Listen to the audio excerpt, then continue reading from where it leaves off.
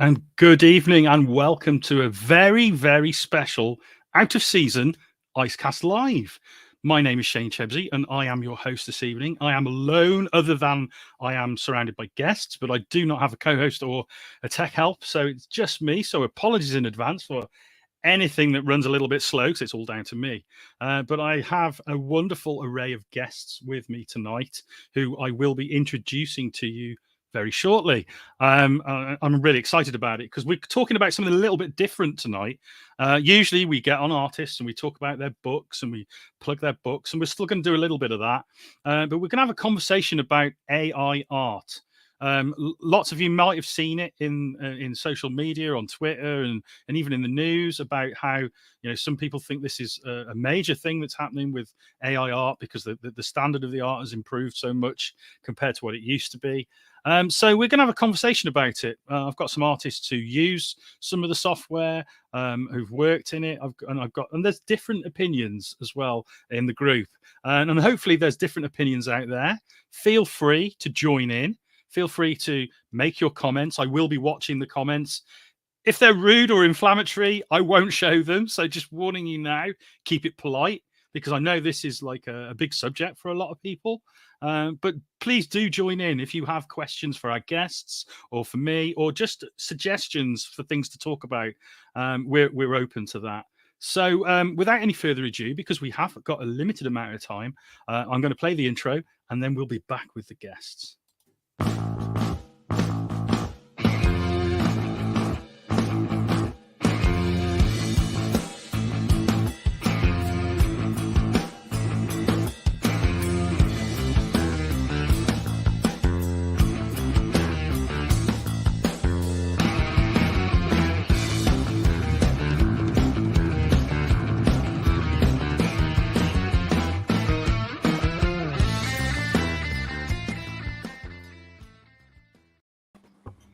And good evening and welcome back to the Icecast Live. And welcome to my guest, who I will introduce individually. First of all, on the guest list tonight is an artist who I've admired for many years. I first got introduced through my love of comics, but obviously this chap has a lot more to offer than comics. But I think, as far as I know, still has a bit of a soft spot for them. Mr. Oh, well, I've just removed him instead of making him full screen.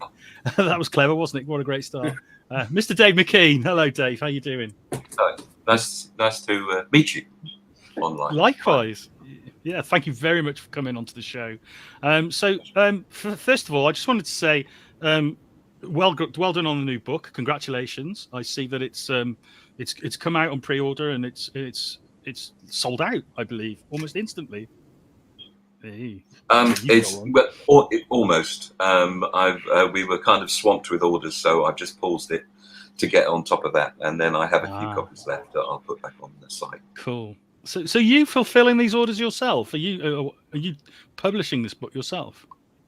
Well, there was no publisher on earth that would accept it as a publishing prospect and get it done and out in 2 weeks. So I thought the only way of doing it really was to do it myself, because I felt it was prescient and it just needed to be out and in the hands of journalists and people to raise this subject, because I think it's urgent. Yeah. Well, I admire that. I mean, next time you need something publishing quick, come and see me. I can help you with that. But yeah, I mean, that's. I mean, it is a time-sensitive thing, isn't it? You know, if this book came out next year, it wouldn't be the same as if it came out as it is now. It is a time-sensitive subject. I actually enjoy the process. I like the adrenaline rush of doing something very quickly and immediate and just as a response and seeing it through. I enjoy dealing with the print and dealing with the design files and even dealing with distributors. And not all the time, but I do like that sort of artisanal approach of putting something through the whole supply chain to my reader. In strange, ironic contrast to the very nature of the beast that we're talking about. Yeah, that's a good point, actually. I mean, that's how I got into publishing, because originally I wanted to be an artist, and then I found I had a love for the process as well, and ended up going more into the publishing and editing side of things, because there's a real creative part to that. A lot of people think it's just, business, but I think there's a real creativity to the whole how you present your book and how you interact with your readers and things like that. It's a whole new ball game, I think. Well, I think I hope this becomes an important part of this little chat that we're going to have, because as far as I'm concerned, the process is it. I'm not concerned about just getting to an end result, an endless litany of end results, which is what AI gives you. It's about the process. The art is in the process. So as far as I'm concerned, the very term AI art is already a problem. Yeah. But because I don't see art in that process. Okay, I like that. That's interesting. I mean, yeah, we will definitely be talking about that as we bring the other guests in. Thanks, Dave. Okay, so let's bring some of the other guys in as well. Where are we? Here we go. Josh Bow. Hello, Josh. How are you, mate? I'm not too bad. Thanks for having me on, Shane. No problem at all. I will have everyone on at once when we start talking, but I just wanted to give everybody a little hello at the start and to introduce you and to let people know what you're all about. So I've actually known Josh for somewhere in the 30 years, is it? Oh my gosh, yeah. We went to art college together. So I left art college and did nothing with my life, and Josh left art college and became a self-sustaining artist. So wow, who actually makes a living from his art. Yeah, that's so fantastic and a very successful and fantastic artist, and genuinely one of my favorite contemporary artists living today, I will have to say. And I'm not just saying that, mate. So that's very kind of you. There you go. And we will have a look at some of your work as before we go into the main discussion. I think that's essential. We're going to do that with everybody. So next up, welcome, Luke. Hello, Luke Copsey. Now on your profile it said Lucius, and I've been calling you Lucius, so I apologise for that, mate. it's fine. It's one of those things that Facebook wouldn't let me change it again.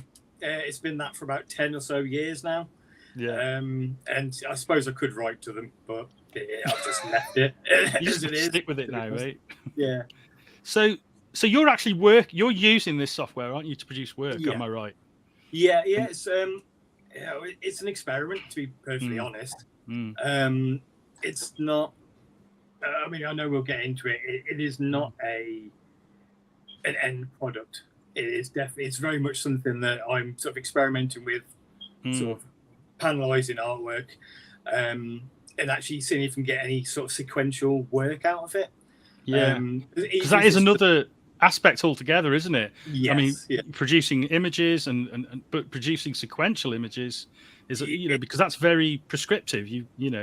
But I know that some of you guys have, in the guest list tonight have attempted that, and so I'm really interested in how that's going to pan out, as it were. And last but certainly not least, my good friend Laurence Allison, who I've just put off the screen again. I'm not good at this, am I? Hey, Laurence, how you doing? Hello, Shane. How are you? You right? I'm very good. And you've caught yourself a bit of sun there, I'd see. I have a bit, yes. That's those early morning walks you're going for. Exactly. That's exactly right. How are you, Shane? You right? You well? I'm very good, thank you. Very good. Thanks for joining us. And to introduce you to everyone, I mean, a lot of the listeners and viewers will be familiar with you already, because I think you've been on twice now before, haven't you? Onto the show? I have, yes. I have been on a couple of times before, although yeah, I'm in austere company here. My actual job is a psychologist, and I'm working in AI in a very different area. Use of AI in mass casualty triage. So, but as you know, I have an interest in comics and the creative process, and I'm a complete noob to this area. So I've been playing around with Midjourney just the last week to try and sort of get a feel for it, really.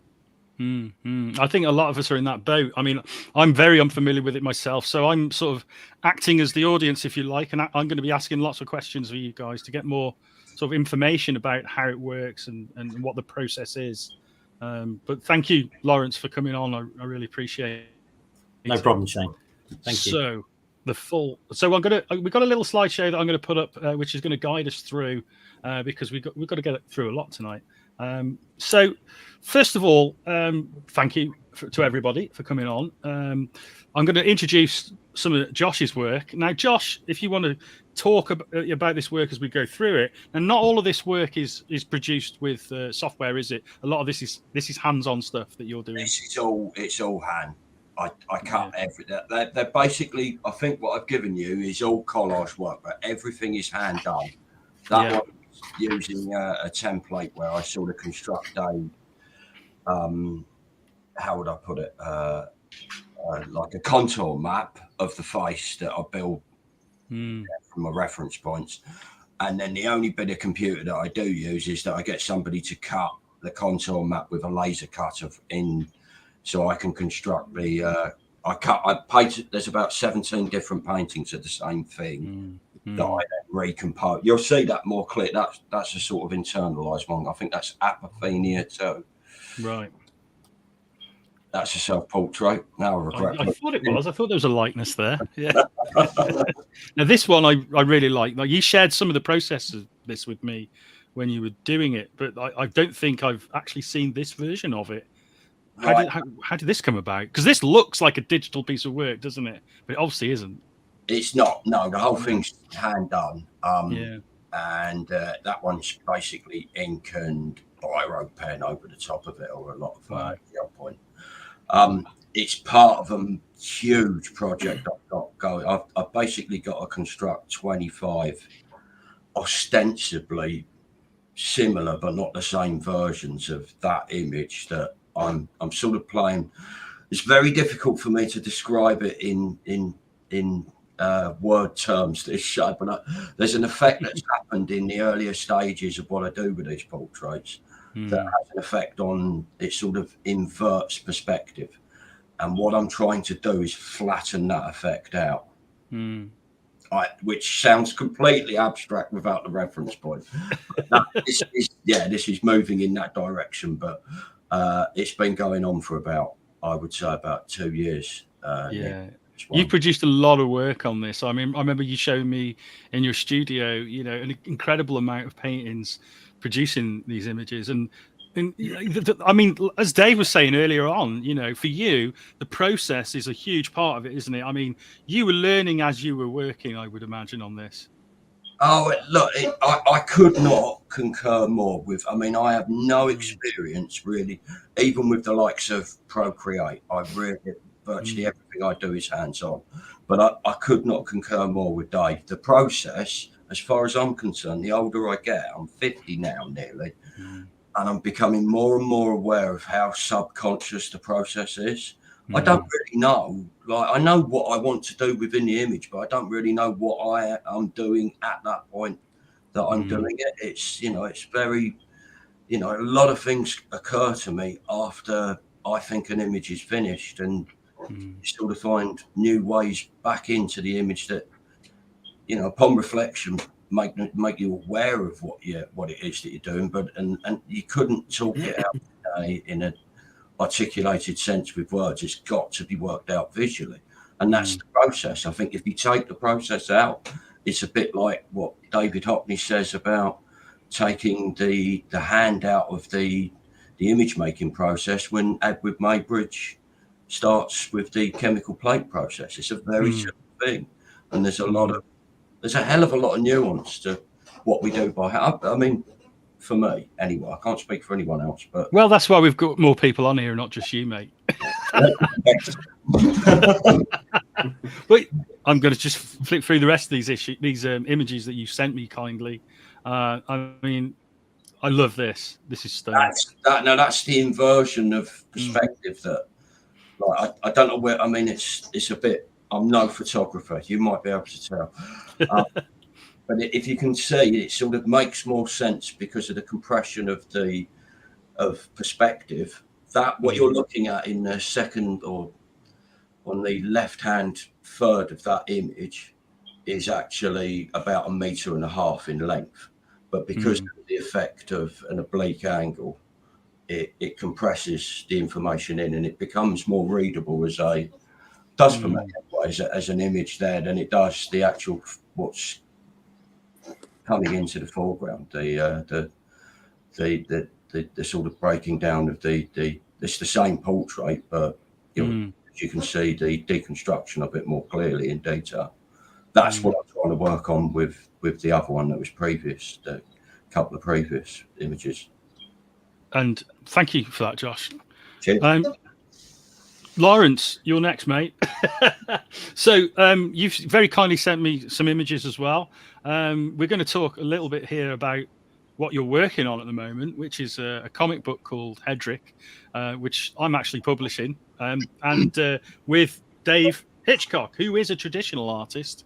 And would you like to talk a little bit about that?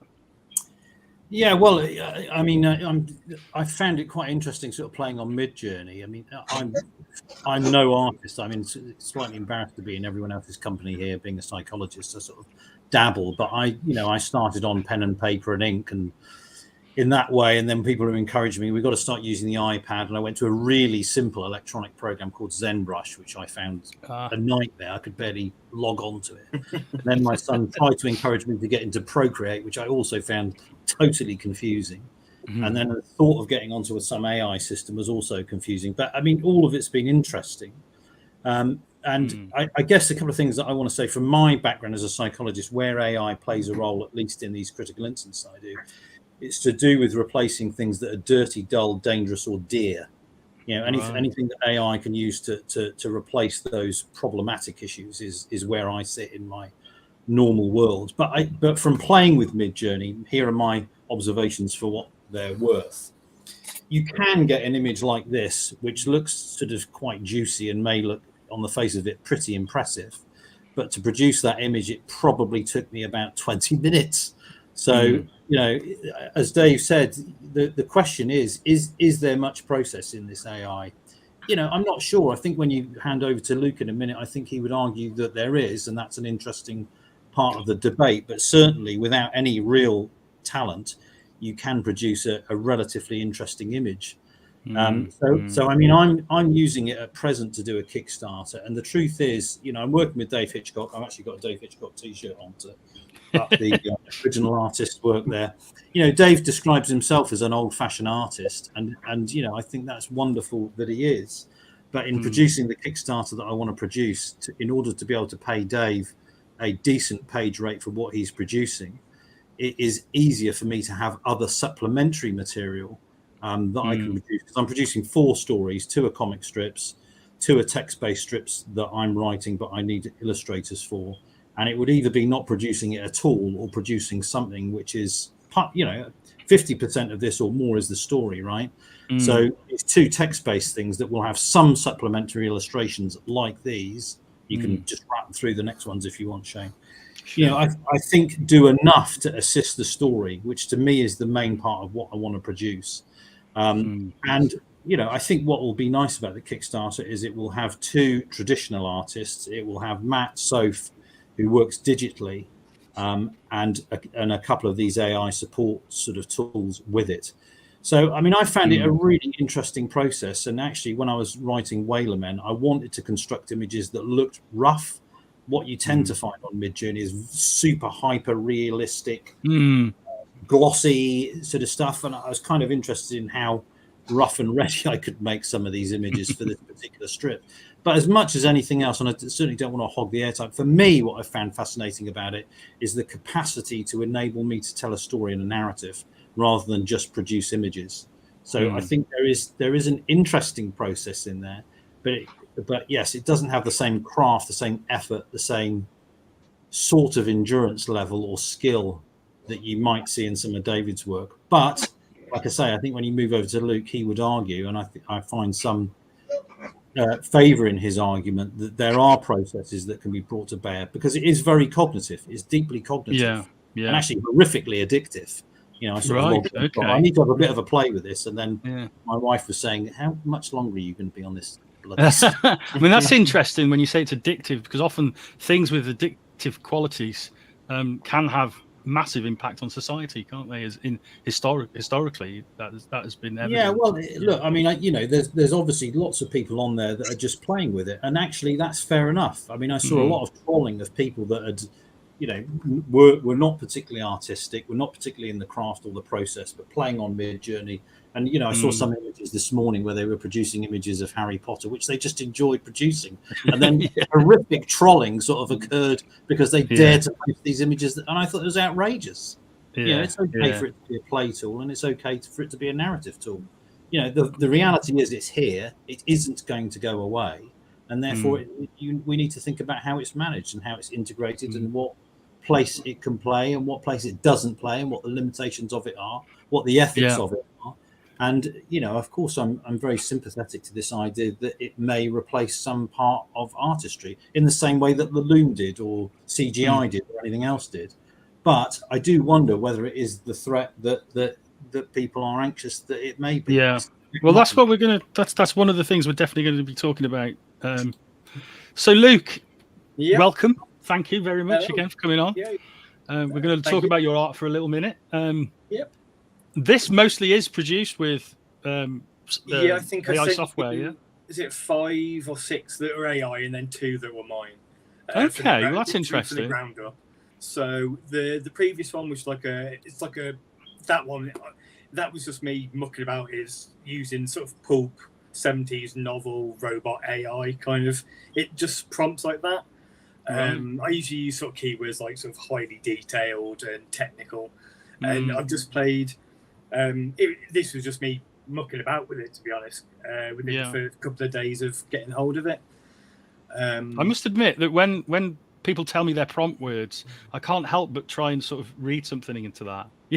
I'm not a psychologist like Laurence is probably much more qualified to talk about this. Well, definitely much more qualified to talk about it. But the prompts that people use tell a little bit about who they are, I think. Well, I mean, maybe the way I look at it is, I kind of look at it as like a director sort of telling. It's kind of like ad-lib directing almost. So I've got they look at a premise. I mean, this one was Nightmare Cats. I've got a long-standing.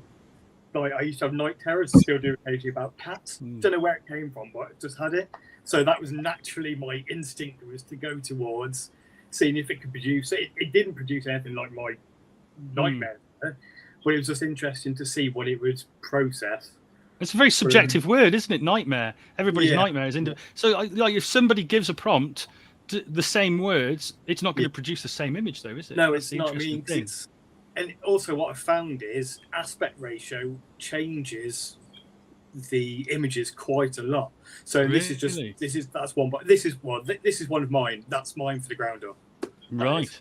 And what media was that in, Luke? That is sketched originally, and then I've used Blender and Photoshop for the bulk of it. Some ZBrush as well. But that is literally, I've planned that from the ground up. That one. The backgrounds, the oil swirls, so you can do with like the drop in the paints. So that is purely mine. It's one of 12 I'm doing called Skin Off Pinup, which is kind of like the classic sort of pinup stuff. Yeah, without the skin. Yeah, it's a simple concept, but it's interesting. And this is another one of mine for the ground up. Literally, this start, I can actually show you. I don't know if you can zoom the picture in at all, but this started live. Not that clever, I'm afraid, Luke. Yeah. People think this literally, that is the sketches that it started as. I can bring you up. Oh, there you go. That's the sketches. And then with those in mind, I've just gone into Blender and built it from the ground up again. All right. So that's a program I am not familiar with at all. Blender. The only Blender I know is for blending food. Isn't it? Well, I did 3D Studio Max at college, but it was we're sort of late 90s, so it wasn't particularly brilliant. I had to go at Mayer, but you need a degree in astrophysics to understand that. And then a friend, Garth, put me onto Blender about 12 years ago now. There you go. This is an example of one of the experiment comics I'm working on at the minute. Right. So these are all produced in Mid-Journey. Right. To get this page, you're probably looking at about maybe 75 variations before I got into most of the images. Like the thing with Mid-Journey, I think Laurence sort of nailed it on the head. it should be enjoyed, and it's like the people that have created it have said it is aimed for everyone. It is meant to be enjoyed. So people that are doing silly things on it, all power to that. It's there for that reason. Okay. Sort of Well, at least the people who created the software, that's their intention.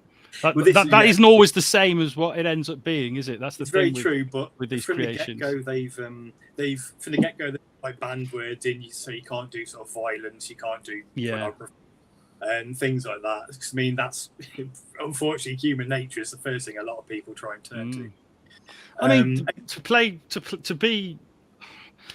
to be controversial, then, is that right? Is that right to prevent certain prompts, to prevent certain words, to being entered into the process? Well, within the process that they're intended to use, they want it as it's PG-13 as far as they're concerned. Yeah. Which they want it for everyone. I mean, they want I mean, I'm not making any judgment there. That's like just a question, really, and like looking at your opinion on it, what you think. I've pushed personally. it a few times to see if I can circumvent keywords, and you can. But I would. It's not stuff I've put online, nor I would put online. That was not curiosity out of anything. And again, these are all done in Midjourney as well. So you've mastered a sort of control of it in a way, because I know that. I mean, we'll look at an image later that Laurence sent me where he's tried to get a certain image and he's struggled, and it's incredible actually how you've managed to pretty much get what you want out of it. I'm working off a loose script that basically I've done page by page by page of what I want, and then I've used Midjourney to basically try and direct it. I mean, there was a lot of failed attempts before I got into a kind of groove, but like I said, sort of playing with the aspect ratios massively changes it. So if you want sort of skyline like that, unless you use like 16:9, you won't get that kind of effect. Right. From what I've played up. So if you're using like sort of 3:4 or 4:3, even though that's got more height to it, for whatever reason, the algorithms don't sort of give a vista as much as it does in the cinematic sort of format. Okay. But it's interesting. This is where I first sort of started toying with variables within the context of what I was writing. So this was a robotic or cyborg skull with wires behind glass, and it was this is it. I was just experimenting with so many different keywords, seeing what works, just to see how clever it was, I suppose. Or how clever you are. Yeah, well, it's figuring your words. But thanks for that, Luke. I really appreciate that. That's a good insight. So, last but certainly not least, Mr. McKean.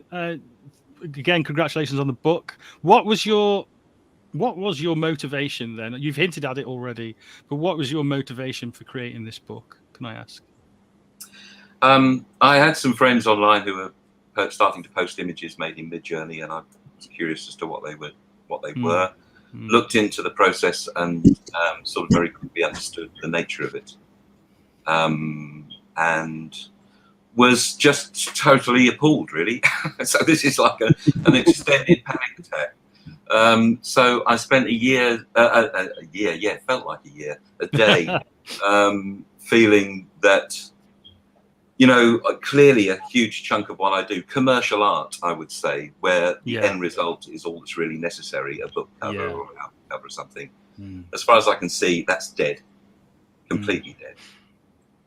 There's absolutely no reason in a commercial world why a company, or an art director or marketing department would bother paying anybody to do an album cover when they can produce an infinite amount of album covers, which is what marketing departments want. They want an infinite amount of completely finished roughs, because none of them have a clue exactly what they want. They want to see it. So in raw commercial terms, this is an art director's wet dream. So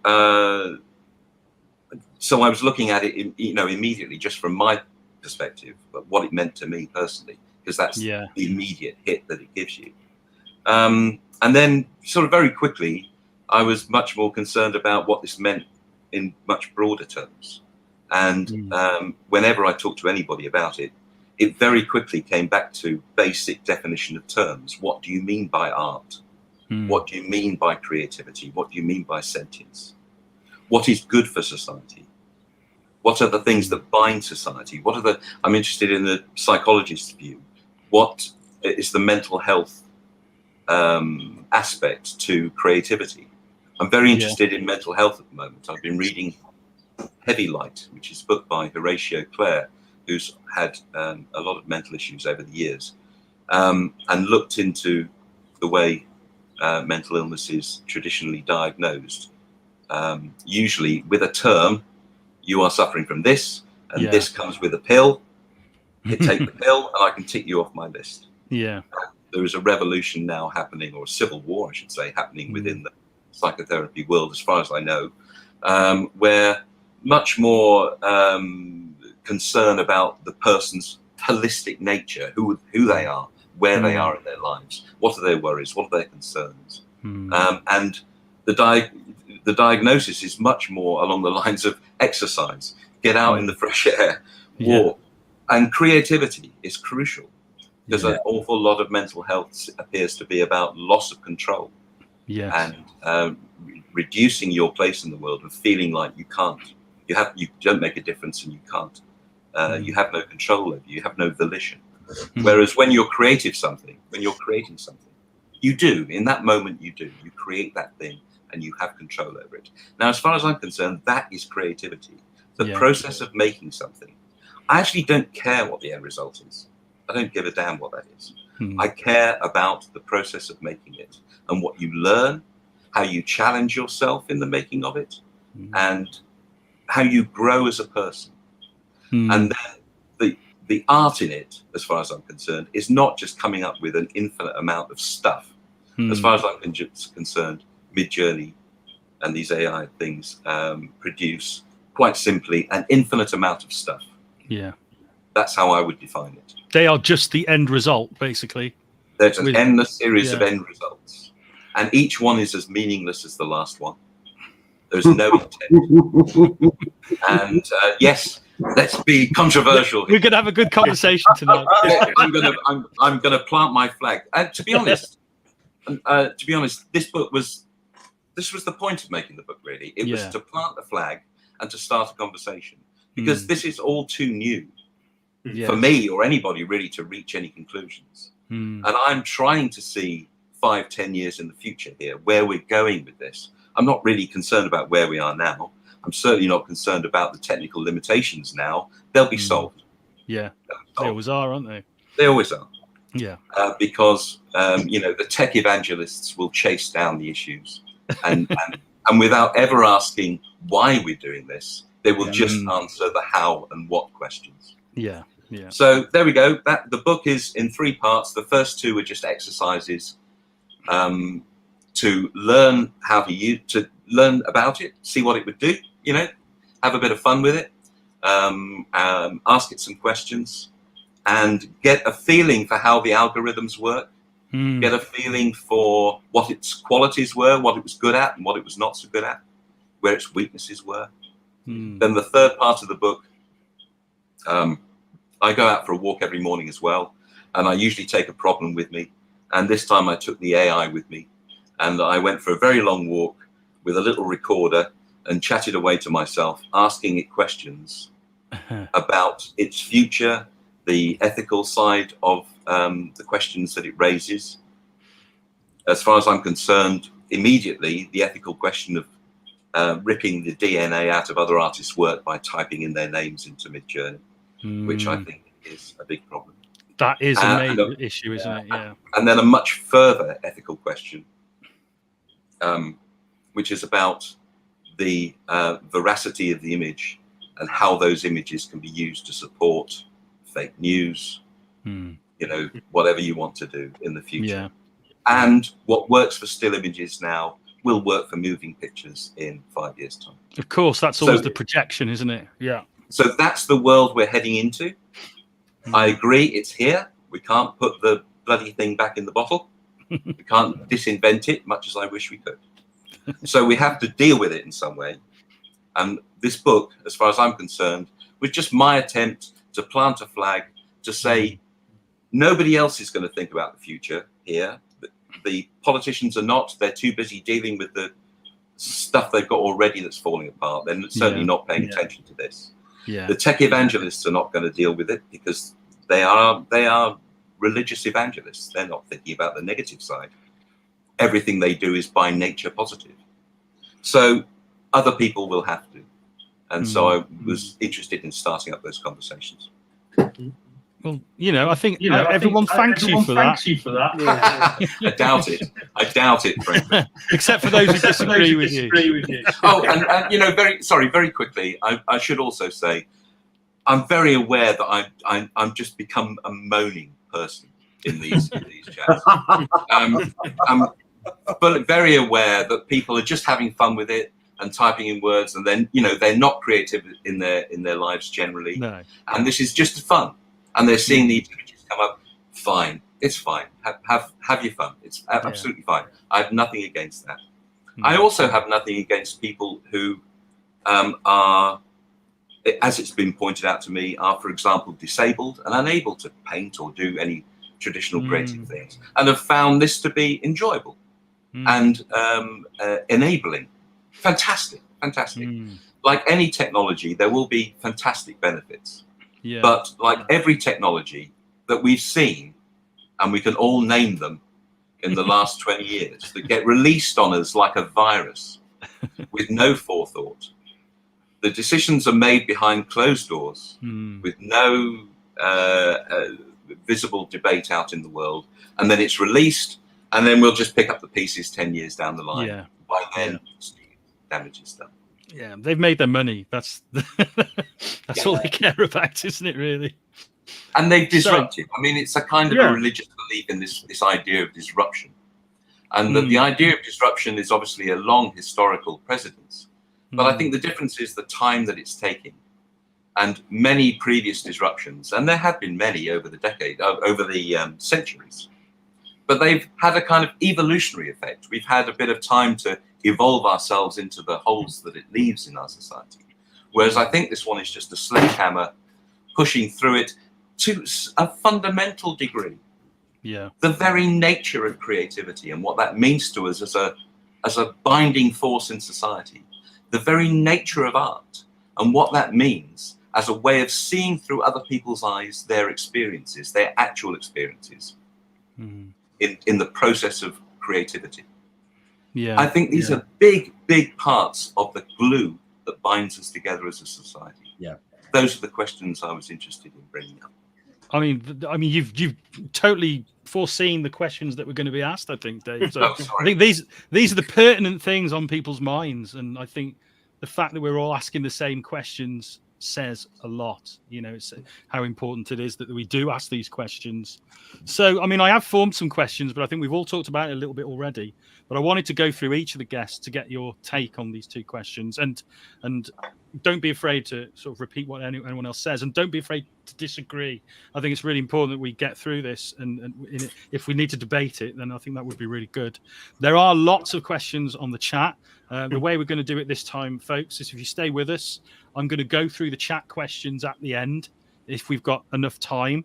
So I will go to you guys. So just hang in with us on the chat. Keep asking the questions, and I will come to you. Okay, and hopefully we'll get through all of you. So the first question to ask the panel is basically: is AI art, for want of a better expression, a threat to artists or a wonderful tool? And I think we've got Dave's point of view on this already. So I'm going to start with Josh and ask you this question, mate. What's your take on it? It's not a lot different from Dave's. Personally, I've thrown a bit of my work. I've got my own idiosyncratic way of making images over the last 4 years, and I think that's what we're all in. We're all image makers. It doesn't really matter what the tools are. And I agree with Dave that we don't understand the process properly yet, and that's why there's so much avenue for investigation there. Do I think it's a threat to me personally? No.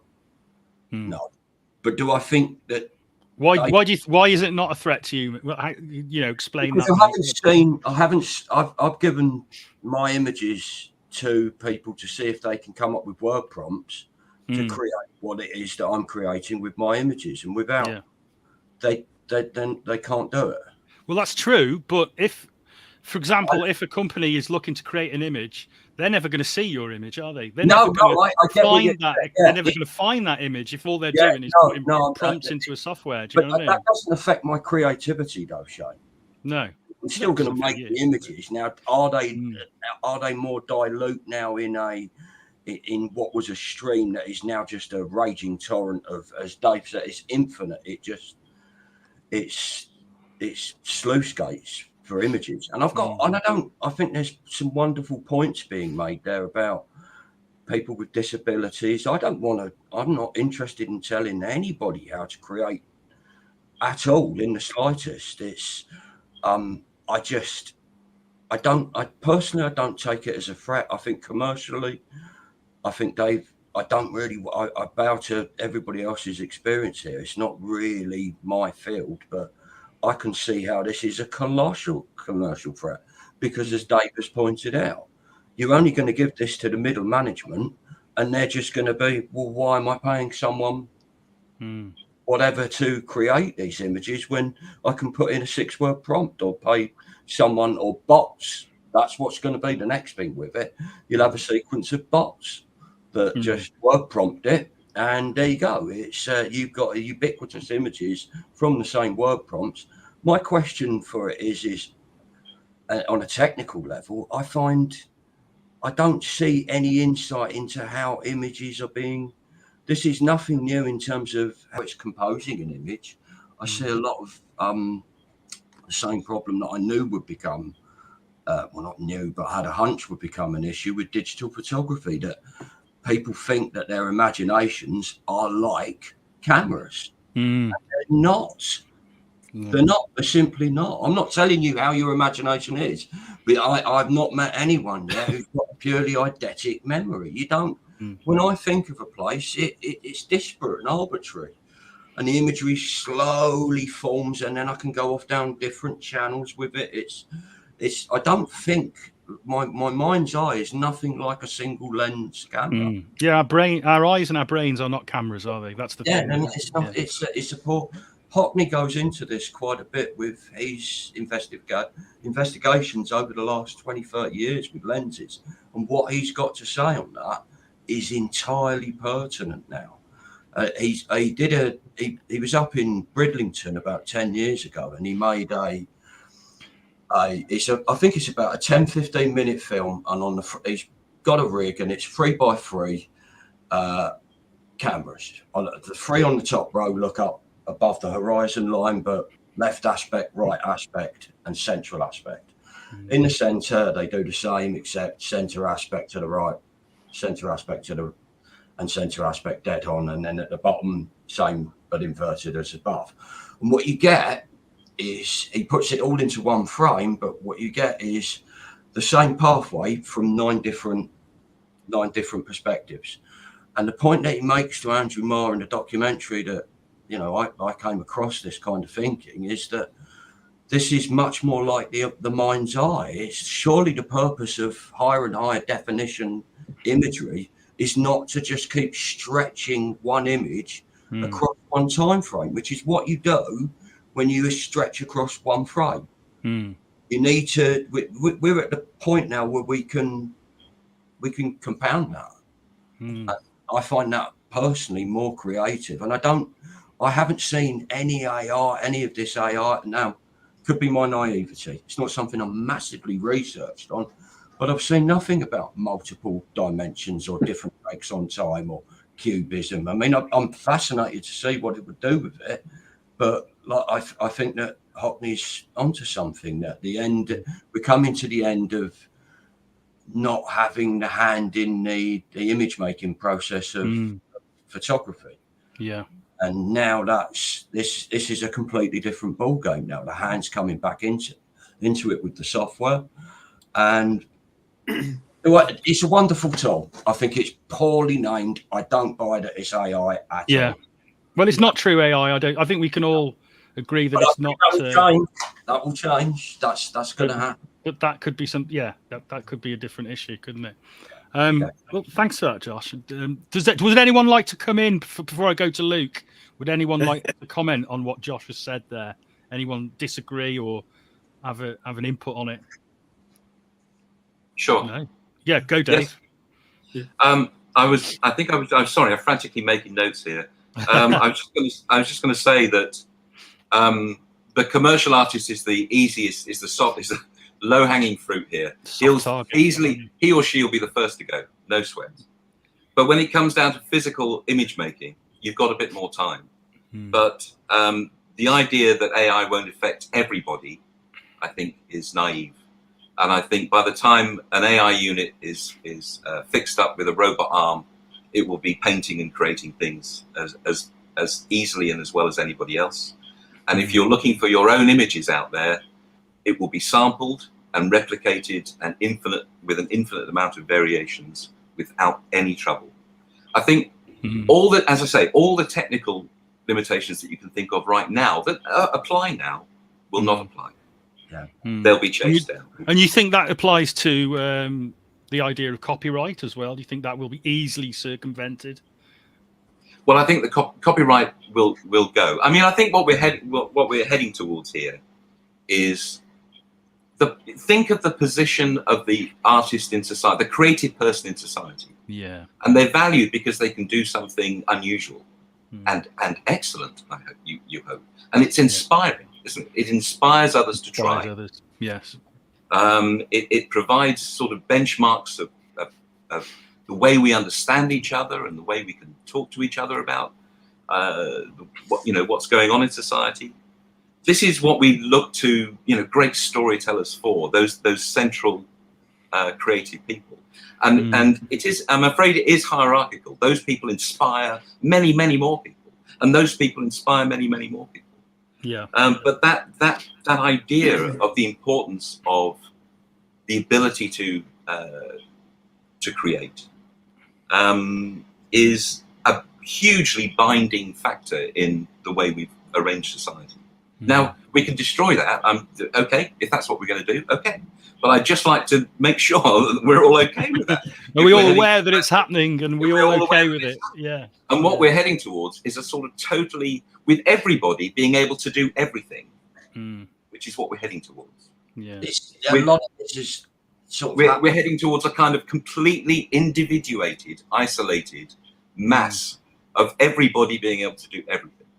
And no one thing means any more than anything else. Yeah, and there are some people in this world who think that's a good thing, aren't there?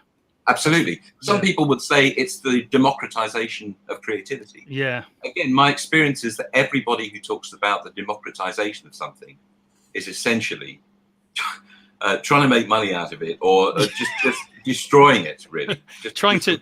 Yeah, they're trying to take away what makes an artist special. Basically, they're trying to take away that unique quality that artists and creators bring to society.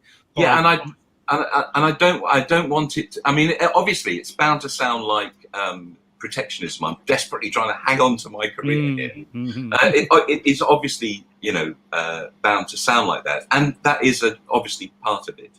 But I honestly am much more concerned about a much bigger effect on the way society works and deals with it. That's I think that's pretty much the next question, to be honest. You got ahead of me again, Dave, but I think that's no, it's a natural conversation. It goes in that direction, And so in answer to the question, it's both things. It is a monstrously powerful tool, obviously. And I've used it on covers where I think the relationship has been creator and tool. I've asked it to create things, and it's given me raw materials that are the sort of equivalent of my going out and shooting photographs of things, or making models and shooting those things, or it's just made me stuff. Yeah, but then you're still creating, aren't you? When you go and take a photograph, that's a creative process. When you make a model, that's a creative process. Absolutely. Those all have creative process embedded in them. I would argue this doesn't. But the stuff that it makes for me, I have then been able to use within my creative process, collage and drawing over them, and Yeah. all those sorts of genuine interactive things that is I suppose that's the difference, isn't it? There are going to be people who just use the raw image that this creates, and there are going to be people that use it as a starting point for their creativity. There's two different ways of approaching it. Yeah, the shocker bit for me was the first thing I did was I just was sent the beta tester for Midjourney. I was in the middle of doing an album cover for a friend. I didn't have a specific image in mind, a vague idea. I typed in 10 words, and 2 minutes later, out popped my finished cover. It was that's scary. And honestly, I thought it was beautiful. Yeah, and it surprised me, and all the things you hope to get from the creative process. But I felt like I felt physically ill. Actually, Did you feel that sort of shot then of sort of, this is the end of me at that moment? This is going to put the nail in it at that moment. Yeah, completely. Absolutely. And I just felt that was it. Having done so much work with it now, and I've kind of, somebody said, I'm sorry, I can't remember, that it was addictive. It absolutely is addictive, but I've cured my addiction just by doing nothing but Midjourney for 12 days. And because all it does is just, content-free stuff. Yeah. And eventually, it's like eating tons and tons of chocolate. The first one's lovely, and then it's quite addictive, isn't it? Because it's so nice. But eventually, you'll sick. Yeah. Totally get that analogy. Okay, thanks for that, Dave. So I'll bring the question to you now, Luke. I'd love to hear your take, and please feel free to respond to what Dave and Josh have said as well. I'm conflicted. I'm genuine. Basically, my process has always been I write everything first, I then sketch things. Going back to Dave mentioned about disability, I've got permanent nerve damage in my left hand. I can hold pens, I can still sketch, but I can literally fling a pen across the room. I've nearly stabbed the dog in the head a couple of times. So that's why I primarily moved into 3D artwork rather than hand drawn. So hence the sketches. Then I'll use Blender, and over the years I've learned how to recreate either through Blender or I use DAZ occasionally for basic concepts, or ZBrush, because I couldn't rely on my hand drawing a straight line. So it was about 3 weeks ago, something about it. I saw sort of posts for this popping up. It might have been longer than that, but it was in the closed beta stages of Midjourney, and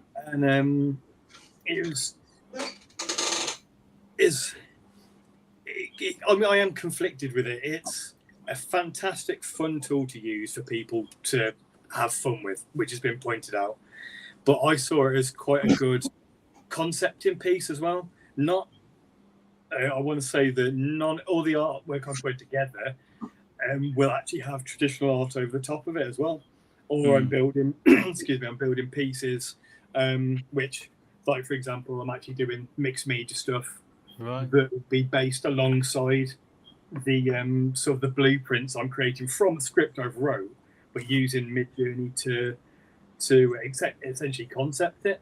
And you putting elements of your script into Midjourney to create these images, or are you having to rework the script altogether? No, it's very loosely. The script is loose but concise. There is a beginning, middle, and end. That's done. That was the first thing I did.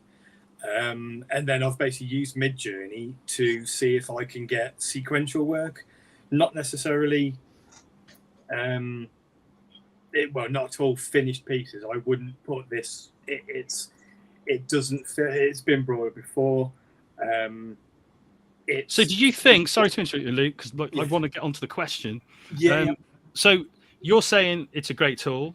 Yeah. Are you also saying it's not a threat? Is that your take on it? Is it not a threat to artists? I don't think it. I mean, personally, would always want real art. as in, and I'm in physical art. But that's you, isn't it? I mean, how do you think? I mean, for example, you're making this strip now using this tool.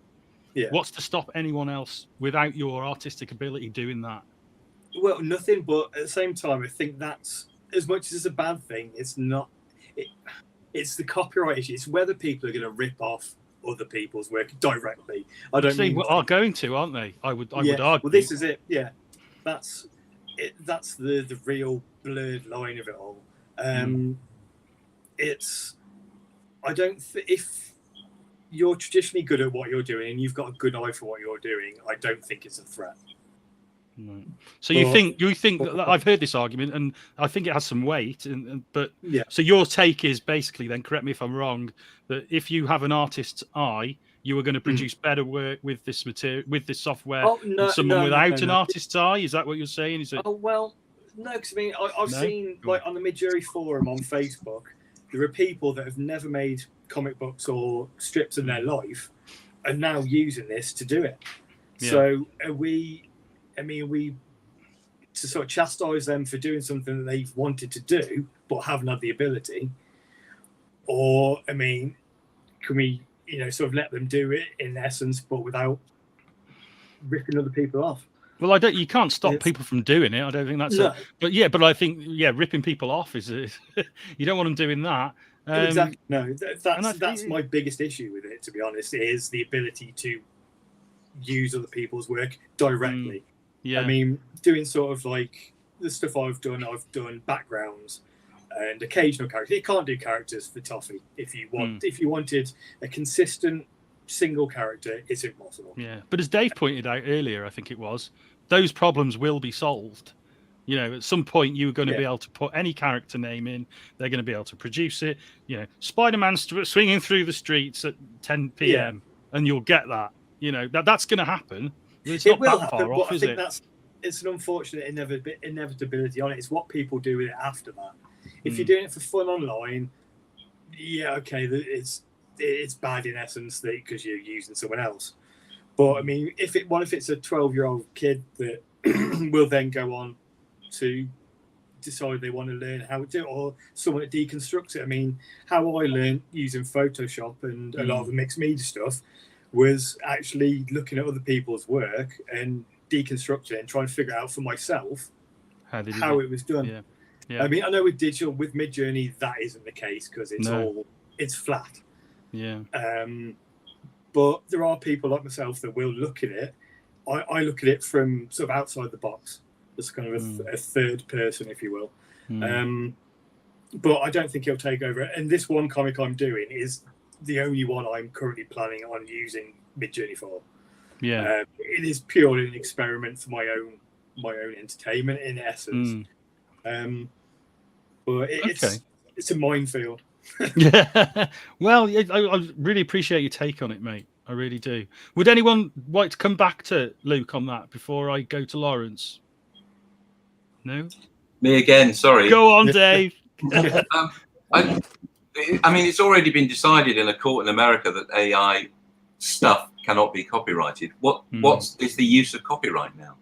If everybody can make anything, copyright has no function. So copyright will go. So the idea of ripping people off or, taking other people's copyrighted work, that will just go. Just become redundant. That's where we go. Yeah, that's a bleak that's a very bleak prospect for most artists, I would say, or any creative people. I don't think it's just about the business of it. I think it's about the very nature of ourselves. Most of the creative people I know, it is their sense of self.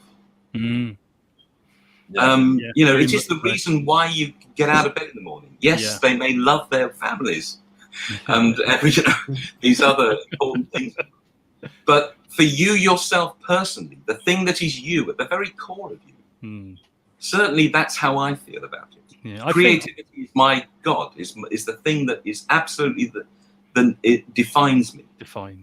And so that's what I'm fighting against. As far as I'm concerned, somebody has decided that that can no longer be. That's how bleak I think it is. I'm not talking about now or a year from now, but I am talking about the very near future. If we get that far in the world as it is. Well, yeah. If we don't blow ourselves up, definitely. Thank you, Dave. So, Laurence, last but not least, your answer to the question, or your thoughts on the question, please, mate. I suppose in typical psychologist fashion, I want to change the question a bit. Okay. I think the question is whether AI is actually responsible, or even partly responsible, for what I think Dave is talking about, which is the devaluation of creativity and craft. Now, it might be, but it might not be. So I think it is I'm not, I guess, in short, I'm not quite so doomsayer as Dave, but he's the expert. You know, I think it does open up other opportunities. What worries me is the speed and proliferation of images. And that is a worry if you are not intentionally focused. If what you're trying to get out of your creativity, I mean, I'm a creative person, I'm a scientific person. Actually, often, you know, there's this myth that scientific people are not also creative, but actually you need to be massively creative. Yeah, definitely, I agree. And I think Dave's right, the mental health benefits of creativity. I mean, throughout the pandemic, I hadn't drawn for years. I'm relatively competent portrait artist. I hadn't done it for years, but during the pandemic, I had to do it. It wasn't a nice thing to do. It was a thing I had to do. Yeah. And I think he's absolutely right. I'm also incredibly dismissive of therapeutic interventions for mental health. And I think a walk and doing something creative is a much better solution to it. Whether AI is diminishing that creative urge, itch, scratch requirement, I'm not so sure. I mean, you know, I've had very interesting conversations with Luke. I think what he's producing is very interesting. I think it's very beautiful. And I think his focus and imagination and open-mindedness to it suggests that he is using it in a way which is probably helping his mental health and producing some lovely artwork alongside it. Then there are those people that play. Then there are those people that might get a bit addicted to it. And then, of course, there's the commercial side of it, which I don't feel competent to speak on. I mean, certainly in my own AI work, when we're talking to trauma surgeons or people that are dealing with emergency responses in mass casualty, they are similarly or were similarly skeptical about it. What I think is interesting in this domain, when I've been working with the trauma surgeons, the first question they want to know is, how is it doing what it's doing? I haven't seen that question asked as much in the artistic community. Yeah, it's interesting that, because that's the process they're talking about. And that's weird, because surgeons will say to me, if I don't know why it's recommending I do this instead of this, I'm going to lean into my expertise and not embrace it. If I don't know what's in the black box and why it's doing what it's doing, I won't trust it. And that's one of the things about Midjourney that I haven't uncovered, and probably never will, just through playing with it. What actually is it doing, and how is it doing? And I think it's important to be able to deconstruct why it's doing what it's doing. On the whole ethics of it, I mean, I've been very intrigued how that was approached. I mean, they've obviously thought about probably the legal angles of it in relation to whether you can produce sexual or violent imagery, because that will be monitored, and that could be the end of their journey. So whether that's an ethical issue or a commercial one, I don't know. So I guess I'm similarly conflicted as Luke. I'm not as doomy as Dave is about it, but I do have concerns, you know. That's my answer, I guess. A bit fancy. Okay, that's as good as we're going to get, isn't it, Laurence? Psychologist on the fence. No, it's a good answer. Thank you.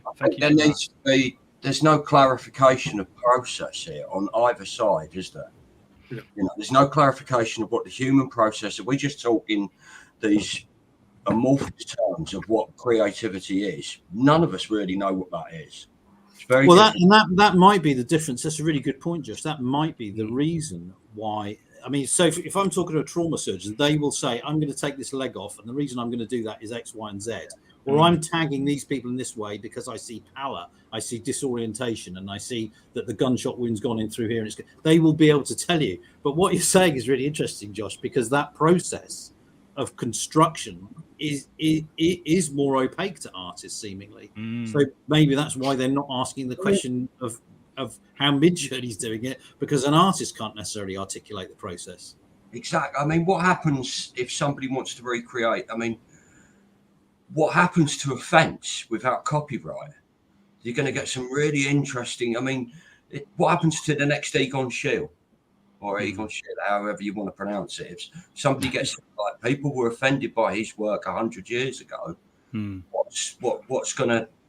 Yeah, that was my point. I think when I was talking to Luke before about, you know, the censoring certain words. Yeah. I mean, I'm just projecting it really, but the idea that certain prompts can't be used means that whole swathes of images will never appear.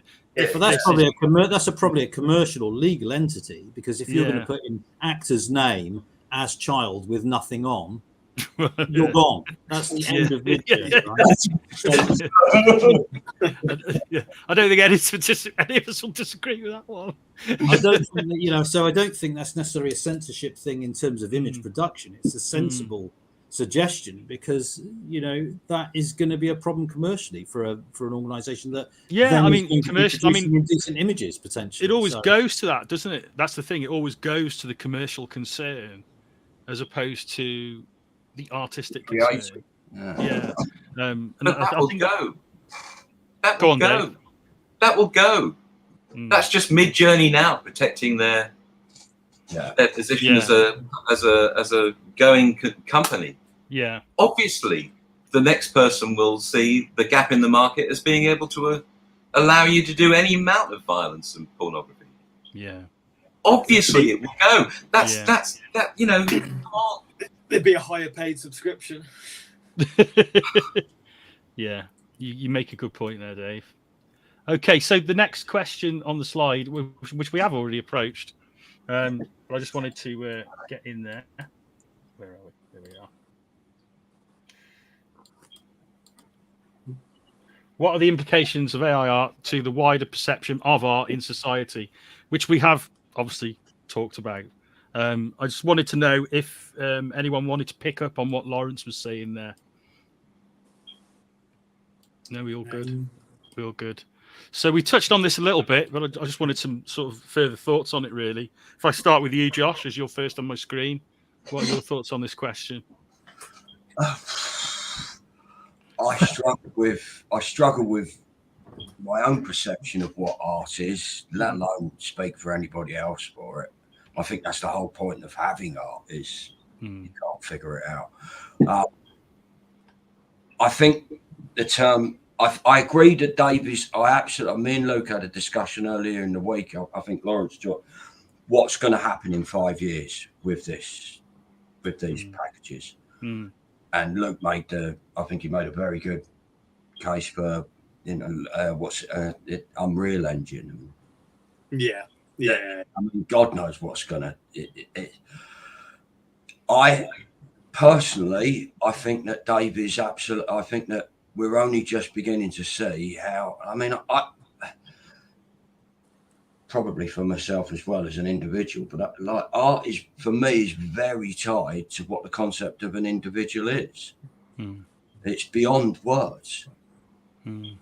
It's part of my memory. You know, and I tying it down to words as a prompt, good luck with that. I think it will be grossly inadequate. Like, whatever you'd like. Words are fantastic tools. I'm not trying to say, but I mean, I could quote Oliver Sacks about the base level is not words or language, or the language is actually visual. Words can, you know, a lot of words are based on visual. I think we were talking about this the other night, Josh. Words are based on visual things. Optimal grip. At no time in your life have your eyes come out of your head and grip something, but you know exactly what we derive a lot of truth through our eyes. And, you know, but then I'm well aware that judging something by how it looks, especially a person, is usually very misguided. We need clarity on what we mean by creating. I think that something like these packages arrive, or a rising society because we don't have any collective clarity on what it is that art's purpose is. It's the same as asking the question, what is the artistic purpose of art? It's the same as asking, what is the scientific purpose of science? It's personal, it's very subjective. These are forms of philosophy. Well, we are getting into that realm, aren't we? But I think, it's inevitable. Yeah. Okay. Well, thanks for that, Josh. Does anyone want to come in on what Josh has said there? Don't be afraid. What sort of questions are we getting from the listeners, Shane? That'd be interesting to know. Okay. Whether we're getting sold or not. Let's have a look. See what people are saying. So, Steve Scott, what a wonderful place to be listening to while busy at the board. Hi all. Hi, Steve. Let's have a look. What's this one? Hi guys. I'd be really glad to have an opinion about these Mid-Journey generated graphic novels from the episode script of Mr. Robot, Hello Friend, written by Sam Esmail and Horashi and Kureishi, taken from Titus Livius' Ancient Roman Tale Revised. I'm not sure of all of the references there, but I don't know if anyone has any comments on that. No. I don't know anything about it. No. Mr. Robot, so. I'm not sure of what all of those references. We just got a comment from Matt Soph, what Dave said. So he's in the fight with you there, Dave, I'd say. I like his picture. Oh, yeah. This has to be Plan 10 from outer space, doesn't it, this one? Yeah. Oh, Matt is a great artist, actually. For anyone who doesn't know him, he's a great artist. I've worked with him on multiple projects now. Barry Renshaw, I started using Mid-Journey last week and was completely engrossed in it.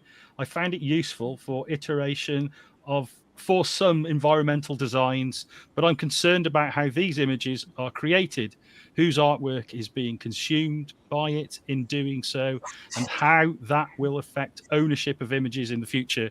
Is it? Yeah, I think we've answered that one. I think Barry. Well, Dave has anyway. Yeah. Thanks for that, Barry. Yeah, I think a lot of people are asking that question. Another AI, Stable Diffusion, has dropped in the last week. It can do exactly what Dave McKean is warning against: AI imagery in the style of existing artists. Is the panel aware of Stable Diffusion? Yeah, I actually I've emailed they're a London-based company. I emailed them last week to see if I could get onto the beta because I wanted to have a look at this. Because the stuff I've seen produced using that is quite scary, and it can get characters quite well close. Right, they're very caricaturesque, but okay. It can do it. But I've left it out, so I've not had hands on it, so I can't comment. I mean, that's interesting that already, because we were saying that's going to be solved, and it looks like it is. Already they can create characters in a certain style of a certain artist. Yeah, a lot of the stuff I've seen made on it is very World of Warcraft-esque sort of stuff. Right. Yeah. But it's a lot better than Mid-Journey for facial features. When continuity, I have no idea, but yeah. Okay. Well, thanks for that comment, James. Really appreciate that. Another one from Barry. I agree that the process, the journey, is the creative part.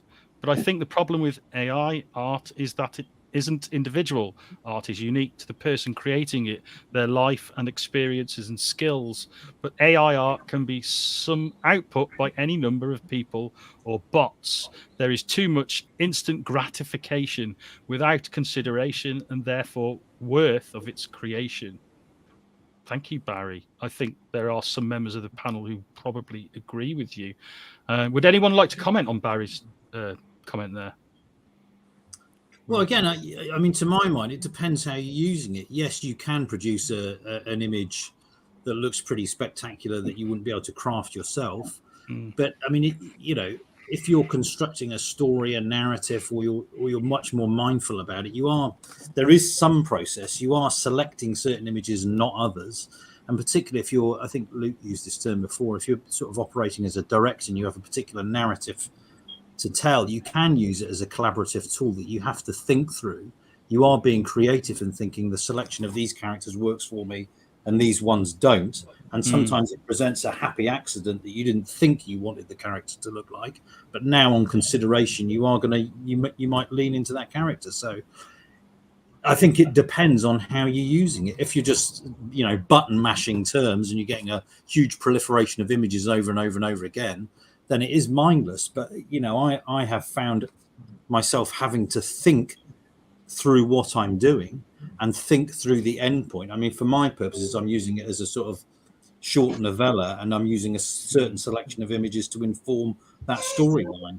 But I'm having to think, I'm having to create. I feel it's hard work for me cognitively, in the same way that I was trying to master ZenBrush, or Procreate. I was struggling with both those tools, but I had to, I feel there's some mastery. I mean, time will tell whether you can improve on it. If you're producing exactly the same quality of image, storyline, narrative 4 months after just mindlessly slamming away at it, and that would suggest there isn't a process. But I think it is so new. The jury is still out a little bit. I am finding that I'm having to retain some mastery over it. Yeah, I mean, I'm picking up on something there, Laurence, what you were saying, actually, because you were talking about will it get better? And a thing for me as an artist, and I'm sure for many of you guys, an important thing is the journey, the process of getting better as we learn, as we master tools, as we find new ways of working with the same old tools and new solutions. Does this take that away from us? Well, as I say, from my experience, I'm finding that I am creating images which I am happier with. I'm creating stories that I am feeling are more in line with what I want. I feel I'm getting some mastery over the process. I think it is seductive because you can literally put your first prompt in and go, "Cross, that looks pretty good." But like I say, when I started with ZenBrush, which is the most simple program, I think electronically, I was really unhappy with the quality of what I was producing, and then it got kind of slightly less awful.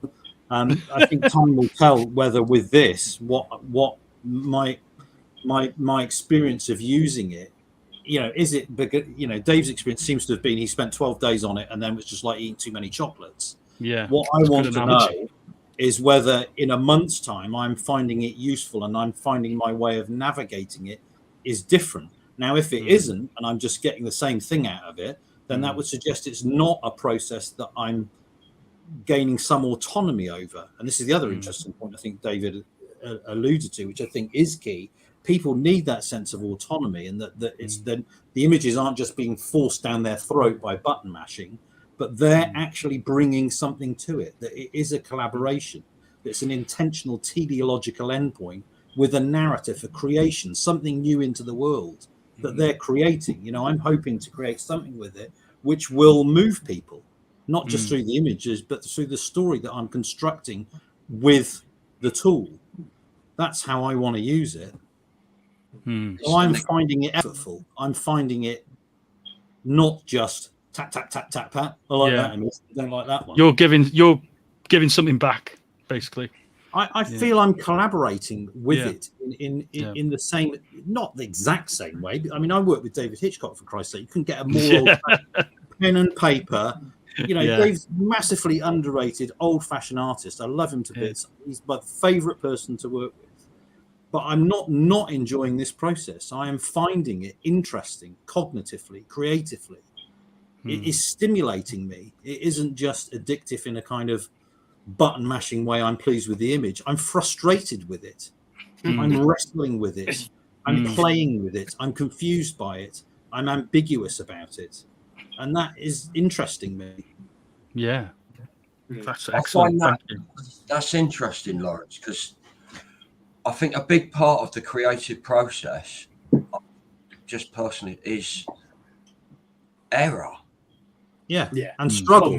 It's just a colossal aspect of the creative, and the ability and freedom to make that error is counterpoint to how good you're going to get. Like you're going to get more conscious if you're going to get more consciously aware of how error prone you are. And I think all artists, it seems to be for me anyway, you just get more alert of how many mistakes you make. Well, I think a weird thing is if you enjoy creativity, you enjoy error and struggle. Yeah. If Midjourney's not giving me error and struggle and accident, then it isn't doing the job for me. But I'm finding all three of those components in interacting with it. That's interesting. That's just me personally. Yeah. Well, after going through, I think it's like 2,000 images in total. I agree that I've got annoyed with it more than once. Like trying to.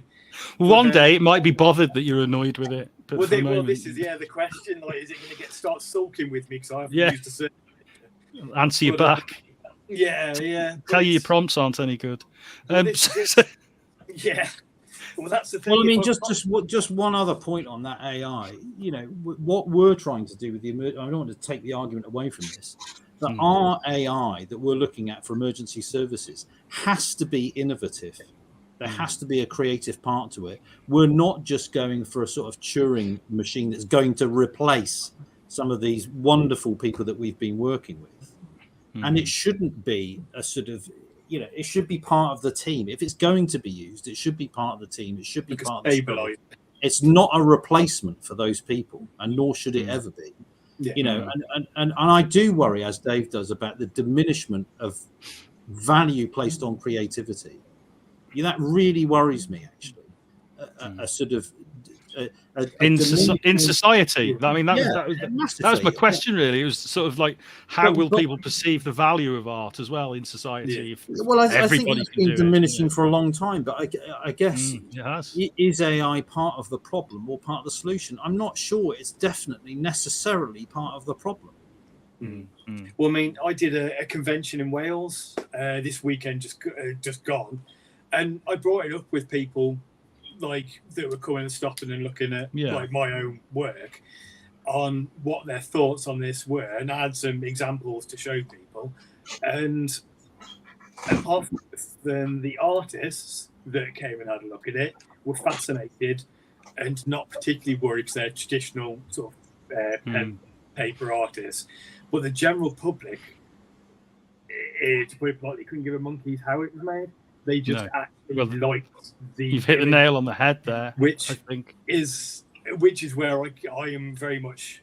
Yeah, because we are talking. You know, we're all artists, so we're talking as artists, and we're not. You know, and the general public are a different beast, aren't they? How they, you know. Well, this is it. I mean, art. As an artist and being in this sort of game for as long, like, I mean, I got my grant 18 years ago from the Prince's Trust, so I've been mucking around for a while. To me, it's concerning because of things it can take away. Yeah. But at the same time, as I've said, I'm experimenting with it because I want to know what it can. I want to see under the hood. Yeah. I want to know. I don't think it'll ever replace people. I will always want to work with people. I will always write things myself. But I want to know what it's about. Is what I'm trying to discover at the minute. Yeah. I could see. I could see Dave shaking his head there when we were talking. Yeah. I think. Did you want to interject, Dave, with a comment? I've got a piece of paper with hundreds of notes scribbled on it. I have no way I'm going to be able to make sense of this. Just from what I remember, the idea that you know, people just don't really care about how the image was made; they just like the image. Personally, I find just massively depressing. I'm only interested in what people are trying to say with their work. Yeah. Why did you do this? What's moved you? What's made you angry? What's engaged you to make this? I don't really care what the final image is. I want the story. I want what it is in there, you know, behind the eyes that they want to communicate, that they want to show me from their life, the experience that they've lived. That's what I want. That's what art is for me. All of these conversations come down to basic definitions. What do you mean by art? What do you mean by creativity? I mean, as far as I'm concerned, science has got it easy. Science is about trying to illuminate how the real world works. And it lives or dies by how well the ideas that it comes up with map reality. Yeah. Art has a tougher mandate, and everybody has their own definitions of art. And the one that I use is probably used by me and a handful of others.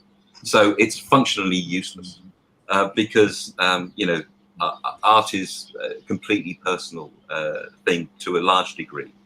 But the thing that makes art unique for me is exactly that. The communication of one person to another.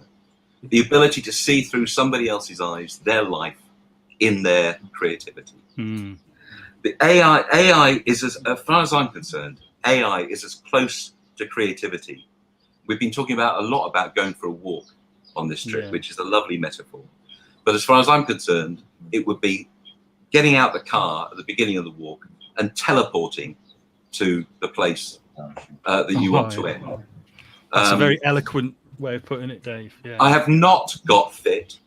I have not had fresh air. I have not watched the birds or got out of breath or met anybody on the way or seen anything unusual or got a feel for the seasons passing or the way the clouds work or any of these things. All of that I could not put into the brief of going for the walk. It's what happens along the way.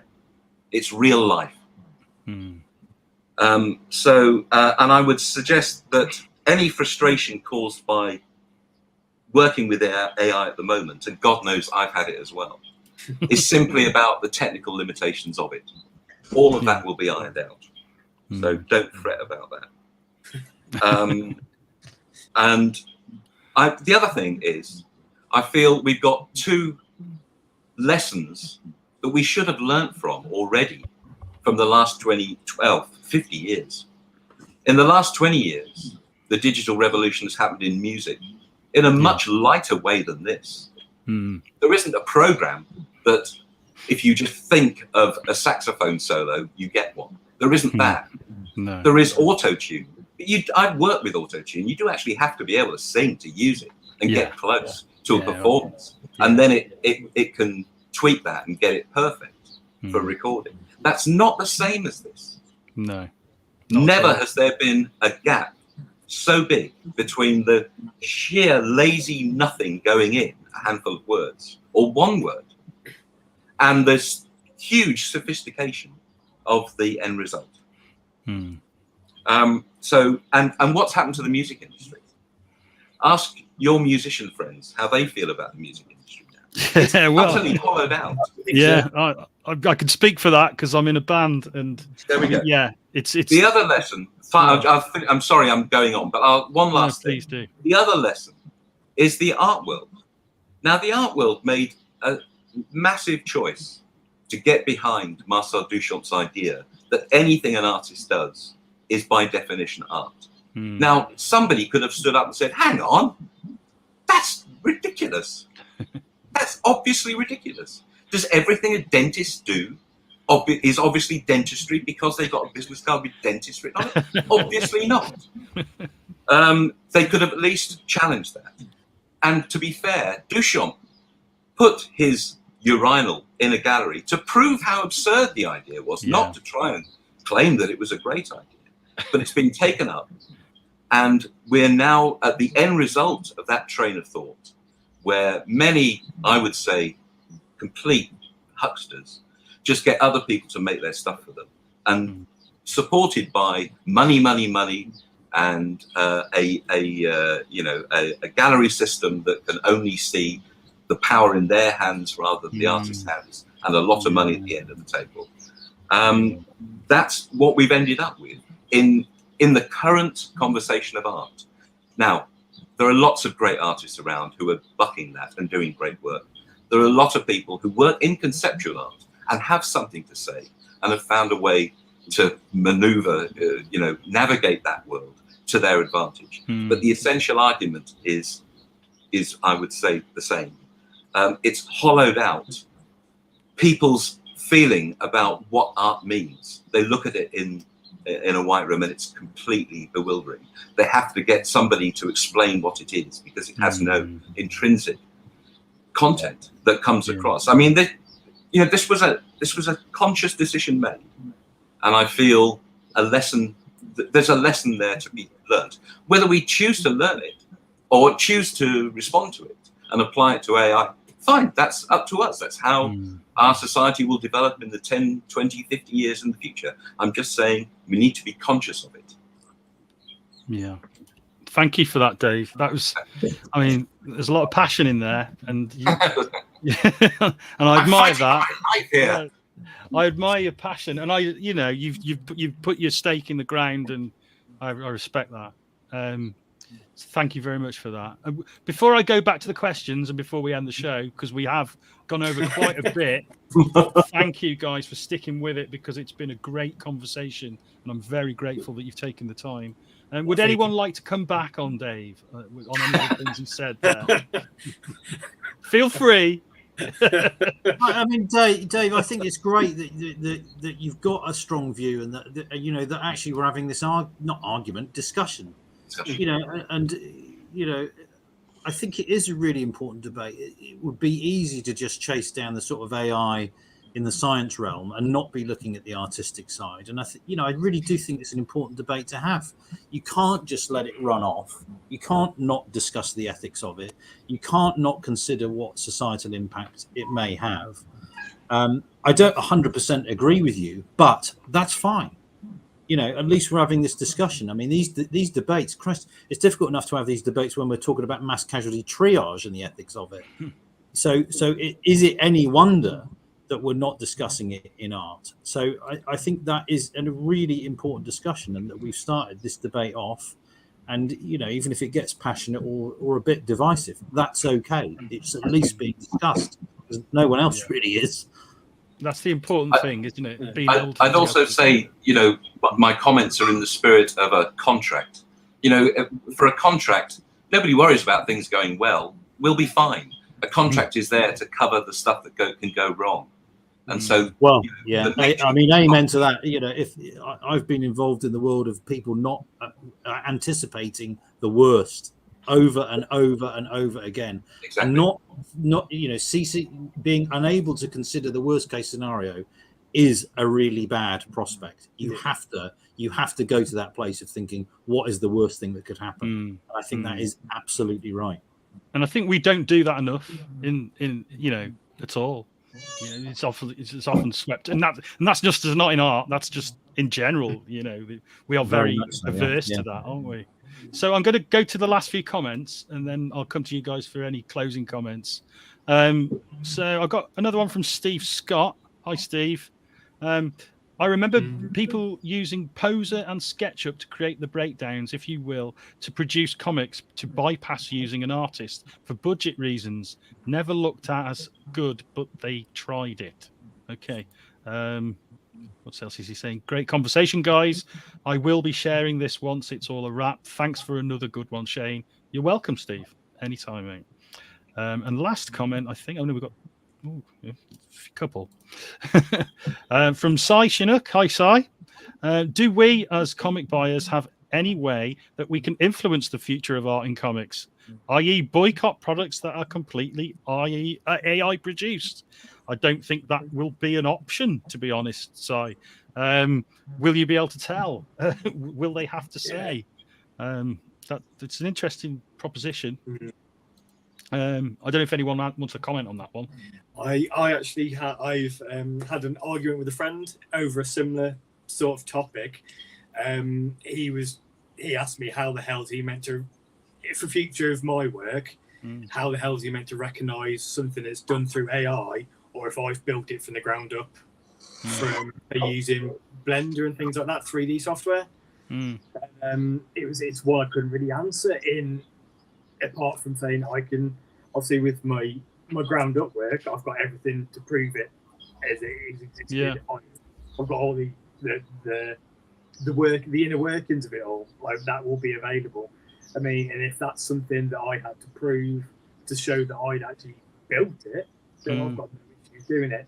But again, on initial sort of look, he's not wrong, to be honest. But then the question is, where do you draw the line? Because you've got some artists that are copying photographs, or using a photographic background. Lots of this is already semi-autonomous, isn't it? Well, yeah. I mean, the use of reference is standard for most professional artists.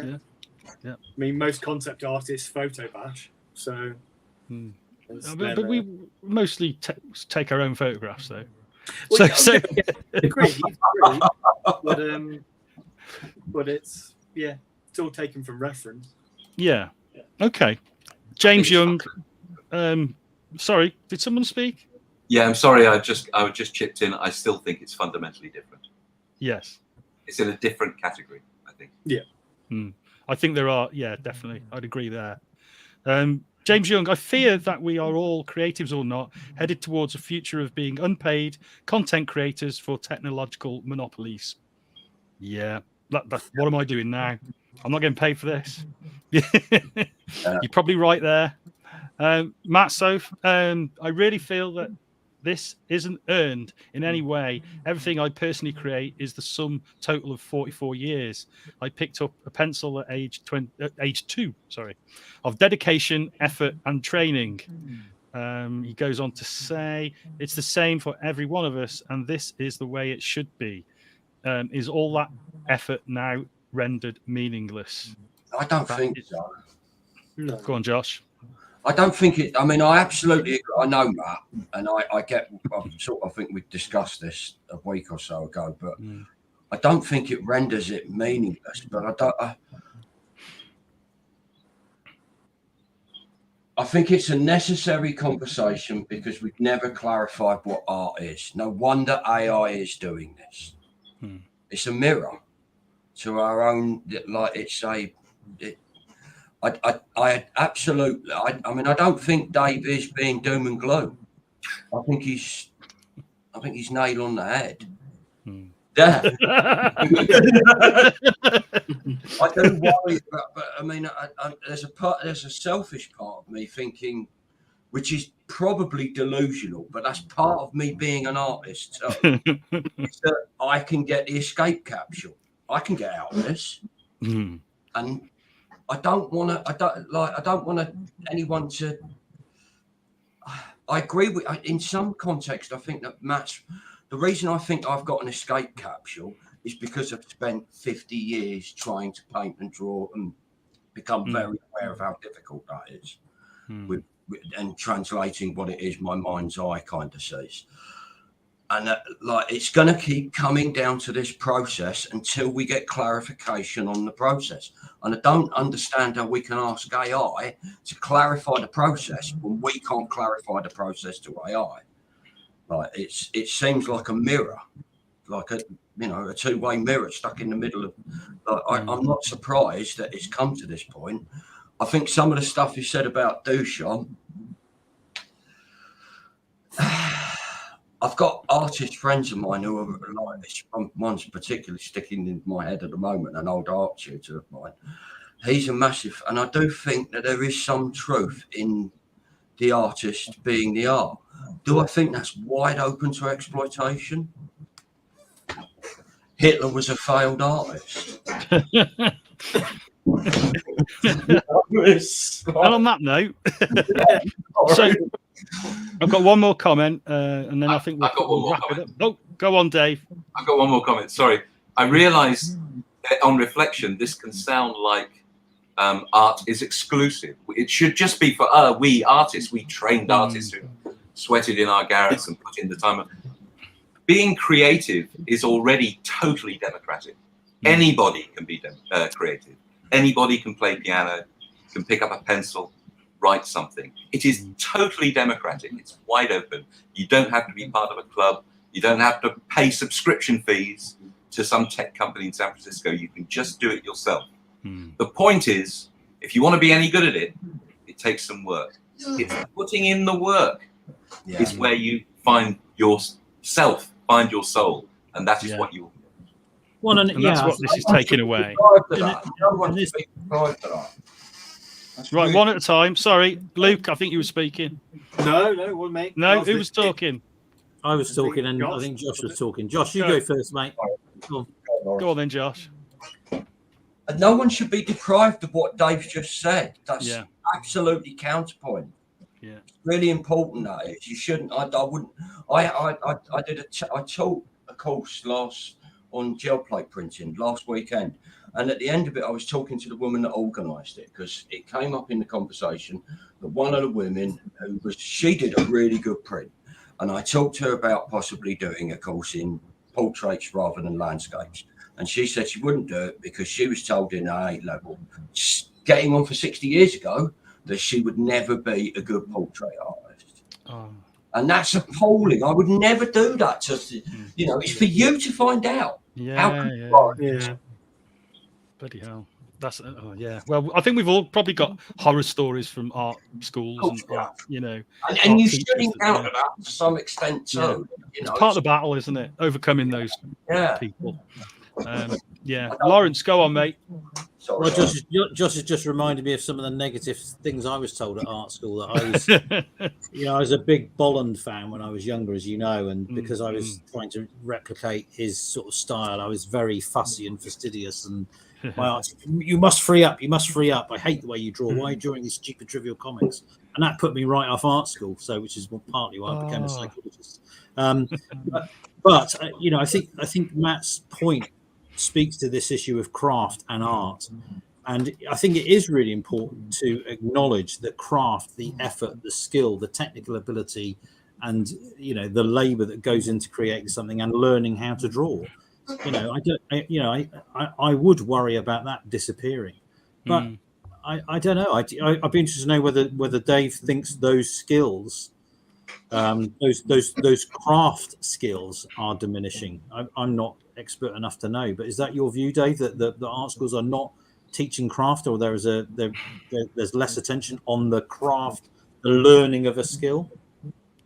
Sure. I don't think craft has been crucial on the current conversation in the art world for decades. No. So it's obviously gone down the list of priorities.